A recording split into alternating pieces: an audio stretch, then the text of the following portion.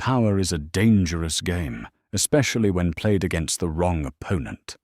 A ruthless billionaire thought he could buy an entire restaurant just to humiliate and fire a waitress who bruised his fragile ego. He didn't know she held the deed to the very bank, keeping his empire afloat. The ambient lighting inside Lorcaday Manhattan's most fiercely guarded culinary secret cast a warm golden hue over the dining room. It was a Tuesday evening, but the tables were packed with the city's elite hedge fund managers, tech executives, and old money socialites. Navigating the floor with practiced grace was Abigail Fisher. Dressed in the crisp-tailored uniform of the waitstaff, she moved seamlessly between the linen-draped tables. Abigail was exceptional at her job.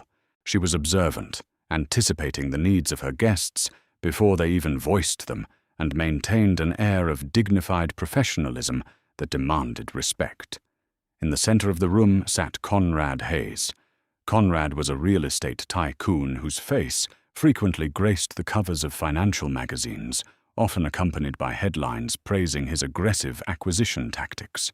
Behind closed doors, however, Conrad was known for something else, entirely a volcanic temper, and an insatiable need to dominate every room he entered.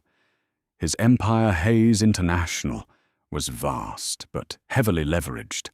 He built his skyscrapers on mountains of debt, a precarious house of cards that required constant aggressive expansion to remain standing. That night, Conrad was entertaining a group of potential investors from London. He was already 3 martinis deep and loud enough to turn heads at adjacent tables. The incident began over something utterly trivial. Tommy, a 19-year-old busboy working his second week at the restaurant, was clearing the appetizer plates. Nervous and intimidated by Conrad's booming voice, Tommy's hand slipped. A single errant drop of condensation from a water glass fell, landing squarely on the cuff of Conrad's custom-tailored Brioni suit jacket. Silence slammed down on the table. Conrad stared at the tiny, damp spot on his sleeve, his face darkening to a dangerous shade of crimson. "You clumsy, incompetent idiot!" Conrad snarled, his voice carrying across the hushed dining room. He stood up, towering over the terrified teenager. "Do you have any idea how much this suit costs? It's worth more than your entire miserable life," Tommy stammered, apologizing profusely, his hands shaking as he offered a pristine white napkin. Conrad slapped the napkin away. "Get the manager, now." Before Henry, the deeply protective general manager, could cross the floor, Abigail intervened. She stepped smoothly between the furious billionaire and the trembling busboy, her posture perfectly straight. "Mr. Hayes." Abigail said, her voice calm, modulated, and entirely devoid of fear. "Please accept my deepest apologies on behalf of the restaurant. We will of course cover the cost of dry cleaning. I have arranged for a complimentary bottle of the 2012 vintage you were eyeing earlier to be brought to your table immediately." Conrad glared down at her. He wasn't used to people looking him in the eye when he was angry. He was used to cowering to frantic apologies, to absolute submission. Abigail offered none of those. "I don't want your apologies, and I don't want your wine," Conrad spat.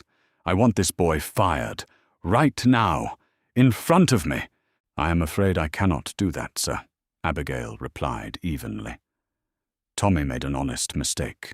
He is learning. We do not terminate staff over a drop of water." "You don't?"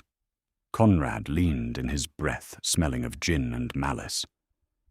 "And who the hell are you to tell me what happens here?" "You're a waitress. You carry plates. Fetch your manager before I have you thrown out on the street with him." Henry finally arrived, breathless. "Mr. Hayes, is there a problem?" "Yes, Henri," Conrad barked, jabbing a finger at Abigail. "Your waitress here just decided to tell me how to run a business. Fire the boy and fire her, immediately, or I swear to God I will make sure this establishment is ruined." Henri, a man who had spent 30 years building Lorquidet's reputation, looked at Abigail, then at Conrad. He sighed. "Mr. Hayes, Abigail is one of my finest staff members, and Tommy is a trainee. I apologize for the inconvenience, but I will not terminate them." Conrad's eyes widened in genuine shock. His ego, fragile and monstrous, had been bruised in front of his international investors. He slowly buttoned his jacket, a cold, venomous smile spreading across his face. "Fine," Conrad whispered, though the entire room could hear him. "You want to protect a waitress? You want to play games with me? I'm going to buy this pathetic little restaurant, Henri, and the very first thing I do as the new owner will be to personally strip this girl of her apron and throw her out the back door." Conrad threw a $100 bill onto the table and stormed out his investors, trailing awkwardly behind him. The dining room exhaled a collective breath. Henri turned to Abigail, rubbing his temples. "He is a vindictive man, Abigail. He has the money to do it." "He has debt, Henri," Abigail corrected, softly picking up the $100 bill. "Not money. There is a very distinct difference." Over the next 4 weeks, the atmosphere at Lorquidet grew tense. True to his word, Conrad Hayes mobilized his aggressive legal team. He approached the aging owner of the restaurant, a retired chef living in Provence, with an offer that was aggressively over market value. It was an offer designed to be impossible to refuse. The owner, unaware of the petty vendetta driving the sale, signed the papers. During this time, Abigail continued to work her shifts flawlessly. She didn't look for another job. She didn't panic. But during her breaks, standing in the cold alleyway behind the kitchen, she wasn't smoking or scrolling through her phone like the other staff. She was making highly encrypted phone calls. She spoke in low, rapid tones about mezzanine financing, debt-to-equity ratios, and covenant breaches. Because Abigail Fisher was not just a waitress, she was the sole heir to the Fisher banking dynasty. Her late grandfather, a titan of Wall Street, had left her a controlling interest in the First Liberty Continental Bank, one of the largest institutional lenders in North America. Abigail had chosen to work anonymously in the service industry, to ground herself a self-imposed requirement before she officially took her seat as the chairwoman of the board. Conrad Hayes didn't know it, but in his desperate rush to secure the capital to buy the restaurant, he had leveraged his latest real estate project through First Liberty Continental. He had walked right into the lion's den, completely blind to the fact that the waitress he was trying to crush owned the teeth. The transition of ownership was brutal and swift. Conrad Hayes wanted a spectacle. He wanted his victory to be public, humiliating, and absolute. He chose a Friday night, the busiest shift of the week, to make his grand entrance. At 7:30 p.m., the mahogany double doors of Lorquidet swung open. Conrad strode in, flanked by 2 sharp-suited lawyers and his personal assistant.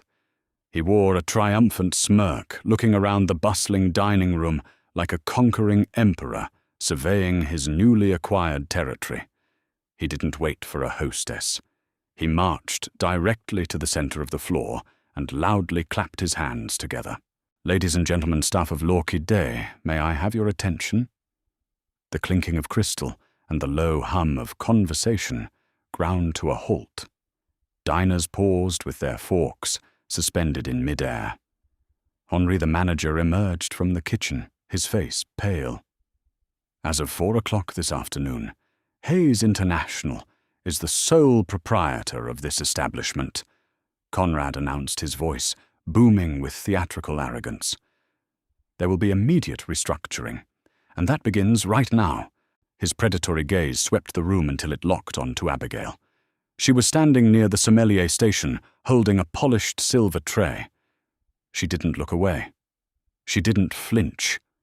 "You." Conrad pointed a manicured finger directly at her. "Waitress, come here." The room was dead silent. Every eye was on Abigail as she calmly set down the silver tray, smoothed the front of her black apron, and walked with measured, deliberate steps toward the billionaire. "I told you I'd be back," Conrad sneered, lowering his voice just enough so only the surrounding tables could hear the venom in it. "I told you I would buy this place just to fire you. So take off the apron, clear out your locker. You are officially terminated." Abigail stopped a few feet away from him. She reached behind her back, untied the knot of her apron, and folded it neatly over her arm. But to Conrad's growing irritation, she didn't look defeated. There were no tears, no apologies, no begging for her livelihood.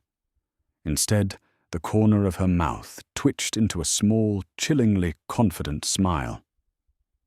"I accept my termination, Mr. Hayes," Abigail said, her voice echoing perfectly in the quiet room. "However, since you are so eager to discuss business and restructuring in a public forum, I suppose it is only fair that we discuss yours." Conrad frowned, his thick brows knitting together. "What are you talking about? Girl, get out of my restaurant." "It is your restaurant, yes," Abigail agreed, reaching into the pocket of her tailored slacks. She pulled out a sleek black smartphone. "You acquired it for $12.5 million, a steep price. To fund this petty revenge, your shell company, Hayes Capital, took out a short-term, high-interest mezzanine loan." Conrad's arrogant smirk faltered slightly. He shot a confused, angry glance at his lawyers. "How do you know about that security? Get this woman out of here." "You borrowed that money from First Liberty Continental." Abigail continued, smoothly ignoring his outburst. She tapped the screen of her phone. "A massive risk, considering your flagship development in Hudson Yards is already heavily over-leveraged with the exact same bank. Your debt-to-equity ratio is currently sitting at a catastrophic 92%. "Who the hell are you?" Conrad demanded, his voice losing its booming confidence, replaced by a sharp edge of genuine panic. "How do you have my financial data?" "My name is Abigail Fisher," she said, her voice ringing with undeniable authority. "My late grandfather was Theodore Fisher, and as of my board confirmation at 9 o'clock this morning, I am the majority shareholder and chairwoman of First Liberty Continental Bank." A collective gasp rippled through the dining room. Henry dropped his clipboard. Conrad's lawyers turned ashen. Conrad took a step back, the color draining from his face. "Fisher, you're the Fisher heiress." "That's impossible. You're a waitress. You serve bread." "I serve bread to understand the people who actually run this city," Abigail replied coldly. "While you were busy fast-tracking a loan to buy a restaurant just to satisfy your pathetic ego, my risk assessment team was busy auditing your entire portfolio." She stepped closer to him, her presence suddenly commanding the entire room. She wasn't a waitress anymore. She was a titan. "Your loans with First Liberty Continental contain a standard cross-default clause and a strict debt covenant agreement. By taking out an additional $12 million without prior board approval to buy this restaurant, you breached those covenants, Mr. Hayes." Conrad began to sweat. The expensive Brioni suit suddenly looked too big for him. "Now wait a minute, Miss Fisher. Let's be reasonable. We can negotiate." "There is no negotiation." Abigail cut him off, her tone like absolute zero. "A notice of default was electronically filed 10 minutes ago. First Liberty Continental is officially calling in all of your loans, every single one. You have 30 days to produce $480 million in liquid capital, or we will seize your assets, starting with the Hudson Yards project and ending with this restaurant." Conrad stood frozen, his mouth opening and closing soundlessly. The realization hit him like a physical blow. His empire, built on intimidation and borrowed money, was crumbling in front of an audience of his peers. He hadn't just bought a restaurant. He had handed the detonator of his financial ruin to the very woman he tried to humiliate. "So, Mr. Hayes," Abigail said softly, turning her back on him and walking toward the staff entrance. She paused and looked over her shoulder. "Enjoy your restaurant. You have exactly 1 month until I repossess it." The morning after the catastrophic confrontation at L'Orchidée, the upper echelons of the Manhattan financial district were already buzzing with vicious whispers. Blood was in the water, and Wall Street sharks have an unparalleled sense of smell. Inside the sterile glass-walled conference room of Skadden, Arps, Slate, Megger and Flom, one of the city's most ruthless corporate law firms, Conrad Hayes looked as though he had aged a decade overnight. His lead attorney, Gregory Pierce, a man usually known for his unshakable demeanor, sat at the head of the mahogany table rubbing his temples. Spread out before them were hundreds of pages of loan agreements, covenants, and breach notices from First Liberty Continental Bank. "I need a solution, Gregory," Conrad demanded, his voice, devoid of its usual booming arrogance, replaced instead by a ragged desperation. "I need an injunction. Block the default notice. Claim the covenant breach was a clerical error. Do whatever it is you charge me $2,000 an hour to do." Gregory sighed, adjusting his wire-rimmed glasses. "Conrad, you don't seem to grasp the gravity of the situation. This isn't a clerical error. You established a shell company to quickly route $12.5 million to buy a restaurant out of spite. You didn't run it through compliance. You didn't notify the primary lien holder, which happens to be the very institution funding your multi-billion-dollar Hudson Yards development. Abigail Fisher has you dead to rights. She's a 20-something girl playing dress-up with her grandfather's money," Conrad shouted, slamming his fist onto the table. "Call Goldman Sachs. Call the Carlyle Group. We refinance. We buy out First Liberty's position, and we crush her." "I have been on the phone since 6 a.m., Gregory replied coldly, entirely unfazed by the outburst. "Goldman passed. Carlyle passed. The banking world is a very small, very exclusive club, Conrad. Theodore Fisher was a legend, and his granddaughter has just signaled to the entire market that she is just as ruthless. No one is going to step in front of a moving freight train to save a heavily leveraged developer who defaults on loans over a bruised ego." The reality of his isolation began to suffocate Conrad. He had spent his entire career bullying contractors, hostile taking over weaker firms and making powerful enemies. Now entirely exposed, he found that not a single hand was reaching out to pull him from the wreckage. Across the city, high above the chaotic streets in the penthouse offices of First Liberty Continental, Abigail Fisher sat behind a massive desk carved from solid reclaimed oak. She wore a tailored navy pinstripe suit, her demeanor a stark contrast to the quiet waitress folding napkins just 48 hours prior.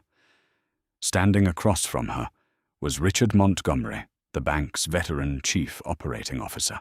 "Hayes is panicking," Richard reported, sliding a leather-bound portfolio across the desk. "He's trying to liquidate his personal assets. He just quietly listed the Hamptons estate in Southampton and the Bombardier Global 7,500 private jet. He's looking for fast liquidity to cover the immediate penalty fees and stave off the asset seizure." Abigail didn't even open the portfolio. She leaned back in her chair, her eyes sharp and calculating. "The Hamptons estate is cross-collateralized against his commercial mezzanine debt, Richard. Is it not?" "It is." Richard smirked slightly. "And the jet is leased through a subsidiary that we also finance." "Excellent. Freeze them both.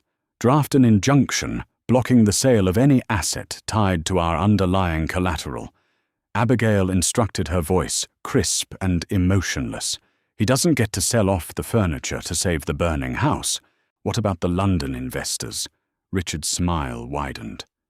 "Alistair Hughes and the Kensington Group. They were already hesitant after the display Hayes put on at the restaurant. When news of the default hit Bloomberg this morning, Hughes completely pulled out of the Hudson Yards residential tower deal. "Call Mr. Hughes directly," Abigail said smoothly. "Inform him that First Liberty Continental will be acquiring the Hudson Yards development through foreclosure in 28 days.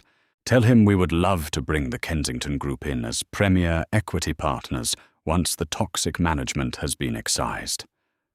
Richard nodded, a deep sense of respect settling over him for the young chairwoman. "You are boxing him in completely, Abigail. You aren't leaving him a single exit. Conrad Hayes builds his wealth by exploiting the vulnerable Richard. He ruins lives for sport." Abigail replied, turning her gaze to the sprawling New York skyline outside her window. "I am simply demonstrating what happens when the rabbit he tries to crush happens to own the snare." Over the next 3 weeks, Conrad's empire unraveled with terrifying speed. Without the London investors, his construction sites ground to a halt. Unpaid contractors walked off the job, leaving skeletal steel towers looming over the city like monuments to his hubris. The financial press had a field day, dubbing the fiasco the billion-dollar busboy blunder. In a final desperate twist, Conrad believed he had found a secret lifeline. On day 26 of his 30-day grace period, he secured a clandestine meeting with a mid-tier private equity firm out of Chicago, the Belmont Group. They specialized in distressed assets and offered him a predatory but viable bailout loan. It would strip him of 70% of his equity, but it would save him from total bankruptcy. Conrad arrived at the Belmont Group's temporary Manhattan office, a thin sheen of nervous sweat coating his forehead. He was ready to sign anything. The managing partner slid the thick contract across the table. Conrad grabbed the Mont Blanc pen, his hand shaking, ready to sign away his majority control just to survive. Suddenly, the office door clicked open. Abigail Fisher walked into the room, flanked by Richard Montgomery and 2 corporate security officers. Conrad froze the pen, hovering a millimeter above the signature line. "What are you doing here? This is a private meeting." The Belmont managing partner looked down at the table, refusing to meet Conrad's eyes. He quietly pulled the contract back across the desk. "I apologize, Mr. Hayes," Abigail said, her tone dripping with mock sympathy. "But it seems your due diligence team is as incompetent as your etiquette. The Belmont Group was acquired by a subsidiary holding company 3 days ago." She stepped forward, placing her hands flat on the table, leaning in close so Conrad could see the absolute finality in her eyes. "A holding company entirely owned by First Liberty Continental. I own this firm, Conrad. There is no bailout. There is no secret exit. The game is over." The pen slipped from Conrad's fingers, clattering loudly against the hardwood floor.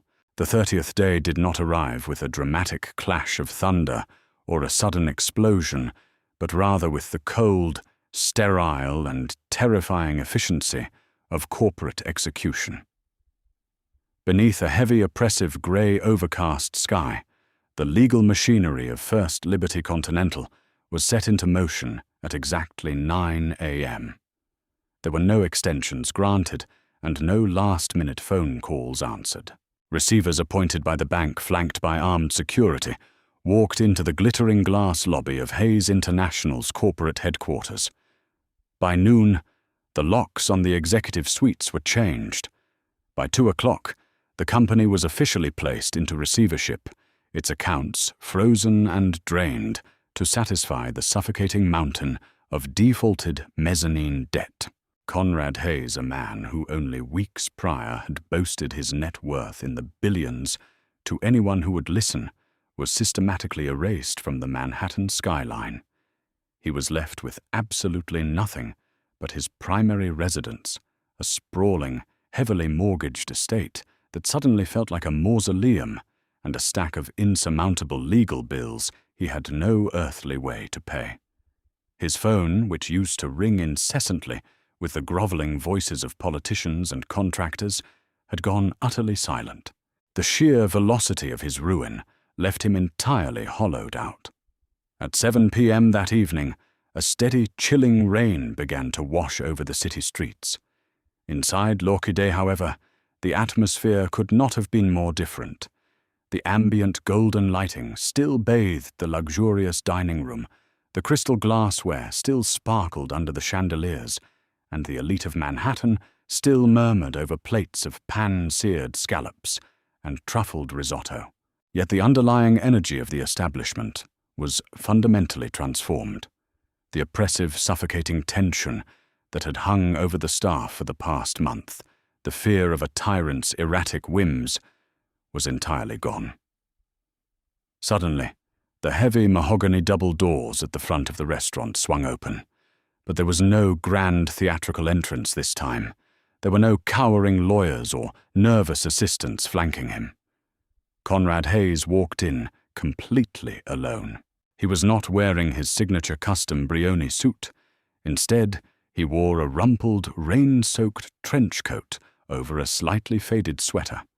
His face was deeply lined and hollowed out, the arrogant, predatory fire in his eyes completely extinguished.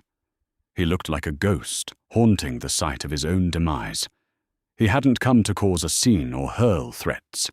In his utterly ruined state, he simply needed to look upon the catalyst of his destruction one last time. He found her sitting at a quiet, secluded corner table near the back of the room. Abigail Fisher wasn't wearing the black uniform apron of the waitstaff. She was dressed in a stunning, understated charcoal evening gown, quietly reviewing a leather-bound wine list. Sitting directly across from her, laughing brightly over a glass of sparkling water and a plate of prime rib, was Tommy, the 19-year-old busboy, whose nervous, shaking hands had accidentally started the entire catastrophic domino effect. Henri, the general manager, instantly spotted the intruder. His posture impeccable, his chin held high with a newfound authority, Henri intercepted Conrad before he could take more than 3 steps into the dining room. "Mr. Hayes," Henri said, his voice meticulously polite, but laced with an unshakable firmness. "Do you have a reservation with us this evening?" Conrad ignored the manager entirely, his bloodshot eyes locked squarely on Abigail. She noticed the sudden shift in the room's energy, calmly excused herself to a wide-eyed Tommy, and walked gracefully over to the foyer, her heels clicking softly against the hardwood floor. "Ms. Fisher," Conrad croaked, his voice raspy and broken, completely stripped of its booming bass. "You actually did it. You took it all. The commercial towers, the holding companies, my legacy. You burned everything to the ground." "I didn't burn anything, Mr. Hayes." Abigail corrected him gently, her expression completely devoid of malice, which somehow made the reality sting even more. "I foreclosed on legally binding debts that you willingly chose to default on. I merely executed the precise terms of the contracts you signed with my institution." Conrad looked around the bustling, joyous restaurant, the very place he had spitefully and recklessly purchased with borrowed money just to publicly fire her. "And what about this place? What happens to the restaurant now? Do you sell it to the highest bidder to recoup your petty cash? Tear it down for a parking garage?" "No." Abigail smiled, a genuine warm expression that Conrad had never once seen directed at him. "I am a banker, Mr. Hayes, not a restaurateur. I have absolutely no business running L'Orchidée." She gestured gracefully toward Henri, who was standing tall beside her.